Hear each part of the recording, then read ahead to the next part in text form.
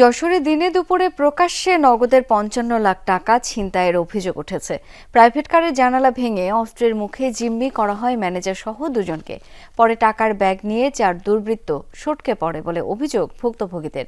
এরই মধ্যে ঘটনাস্থল পরিদর্শন করেছে পুলিশ।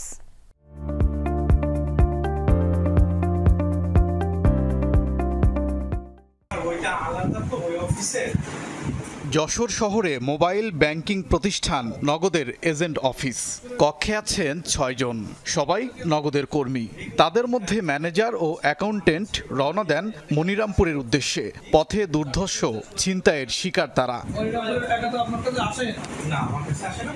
ভুক্তভোগীরা জানান ৫৫ লাখ টাকা উপজেলা অফিসে পৌঁছে দিতে প্রাইভেট কারে যাচ্ছিলেন তারা। বেলা ১২টার দিকে পৌঁছান কুয়াদা জামতলা এলাকায়। সেখানে একটি মোটরসাইকেলে পিছু নেয় ৪ দুর্বৃত্ত। গাড়ির জানালা ভেঙে অস্ত্রের মুখে জিম্মি করা হয়। টাকার ব্যাগ লুটে নিয়ে তারা সটকে পড়ে বলে দাবি নগদের কর্মীদের। কুয়াদার থেকে আমাদের সামনে এসে গাড়ি আমাদের আগে পিছে কোনো সময় আমাদের গাড়ি যে ফলো করতেছে এরকম আমরা কোনো গাড়ি দেখিনি।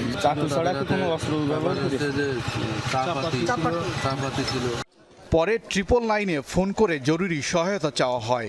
ঘটনাস্থলে পৌঁছে আইন শৃঙ্খলা বাহিনী। চারজন সুপারভাইজার যে টাকাগুলো নিয়ে আসছে, নিয়ে এসে এখান থেকে রবীন্দ্র ভাই টাকাটা নিয়ে মনিরামপুরের উদ্দেশ্যে রওনা হয়েছে। তারপরে 9টা 43-এ ফোন দিয়ে বলে যে টাকা আছে 2টা মোটরসাইকেলে 4 জন এসে গাড়ির গ্লাস ভেঙে গলায় চাকু ঠেকিয়ে টাকাগুলো ছিনতাই করে নিয়ে চলে গিয়েছে। পুলিশ বলছে দিনে দুপুরে প্রকাশ্যে টাকা লুটের ঘটনায় তদন্ত চলছে। জড়িতদের শনাক্তে মাঠে নেমেছেন তারা। ঘটনার প্রেক্ষিতে আমাদের পুলিশের ডিবি সাইবার ক্রাইম এবং আমাদের এডিশনাল এসপি ক্রাইম নিজে সরেজমিনে এটার ঘটনার সাথে সম্পৃক্ত যারা তাদেরকে রহস্য উন্মোচন এবং গ্রেফতারের জন্য অভিযান পরিচালনা করছে। এই ঘটনার পর আতঙ্ক ছড়িয়েছে ব্যবসায়ী সহ সাধারণ মানুষের মাঝে। নিরাপত্তা বাড়ানোর দাবি তাদের। ওবায়দুর রহমান, যমুনা নিউজ।